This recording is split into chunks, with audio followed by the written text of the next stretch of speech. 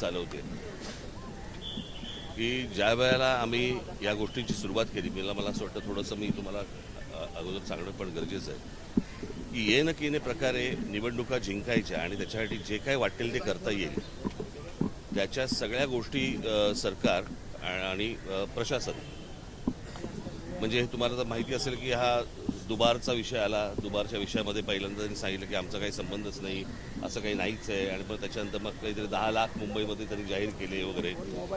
मग त्या दुबारनंतर विषय आला की व्हीव्हीपॅटचा, की यावेळेला आम्ही व्हीव्हीपॅट वापरणारच नाही. त्याच्यामुळे आता आम्हाला कळतच नाही की दाबलेलं बटन कळलं का ते बरोबर त्या चिन्हावरती गेलंय की नाही ते दाखवायला काही मार्ग नाही. ते दाखवायला काही मार्ग नाही. आणि मग ते सगळं झालं. त्या सगळ्या गोष्टींनंतर आता नवीन काहीतरी काढलं की त्यांनी काहीतरी आता ते पाडू नावाचं काहीतरी यंत्र आता उद्या काहीतरी मतदार मोजणीच्या वेळेला मतमोजणीच्या वेळेला वापरणार.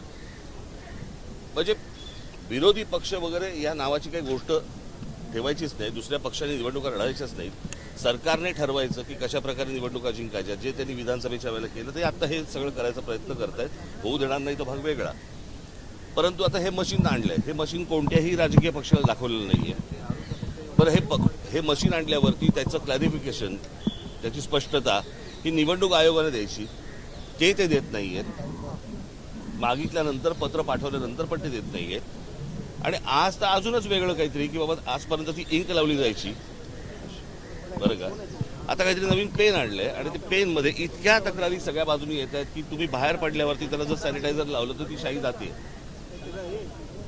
म्हणजे आता कालचं घ्या तुम्ही, एक दिवस वाढवून दिला उमेदवारांना की तुम्ही मतदारांपर्यंत जाऊ शकता. आता हा असा कुठचाही नियम नाही जो कोणत्याही निवडणुकांमध्ये वापरला नाही. तो अचानक नवीन आणला. म्हणजे ते परत ते कशासाठी पैसे वाटायला. म्हणजे संपूर्ण प्रशासन हे सत्तेसाठी कामाला लागलेलं आहे. आम्ही आमच्या परीने जे काही करायचं आहे ते करतोच आहोत बरं का. परंतु ही चांगली लोकशाहीची लक्षणं नाहीत. या असल्या निवडणुका या देशामध्ये होणं आणि त्या असल्या फ्रॉड निवडणुकांमध्ये सत्तेवरती येणं याला काही सत्ता नाही म्हणत या सगळ्या गोष्टीला. माझं फक्त नागरिकांना आणि माझ्या सर्व शिवसैनिकांना महाराष्ट्र सैनिकांना मला फक्त एवढं सांगणं सगळीकडे सतर्क राहा या सगळ्या याच्यामध्ये की कशा प्रकारे आत्ता इथे छबिलदासला कुठेतरी इथला एक दुबार सापडला, त्याला आता पोलिसांनी पकडलंय. म्हणजे हे सगळ्या ठिकाणी सगळ्या गोष्टी सुरू असणार.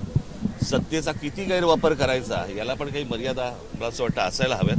परंतु नागरिकांना आणि मला असं वाटतं की तिथल्या माझ्या शिवसैनिकांनी आणि महाराष्ट्र सैनिकांनी याच्यामध्ये सतर्क राहावं आणि कोण दुबार येत आहेत आणि कोण शाही पुसतायत आणि काय करतायत याच्यावरती त्यांनी लक्ष ठेवावं एवढीच फक्त इच्छा.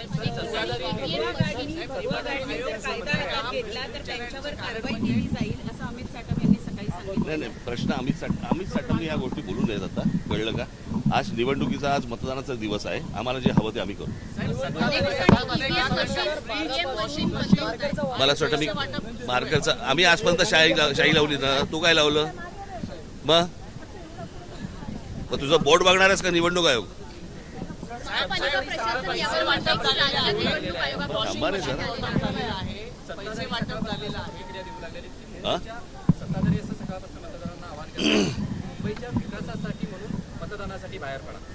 मग आणि शाही पुसा परत जा, परत मतदान करा, परत बाहेर या, शाही पुसा. हा विकास ठीक आहे. आपण सतर्क करावं. आणि मला असं वाटतं की आपण सर्व पत्रकार बांधव भगिनी आपल्याला पण माझी विनंती आहे की या सगळ्या गोष्टींवरती आपण बारीक लक्ष ठेवू.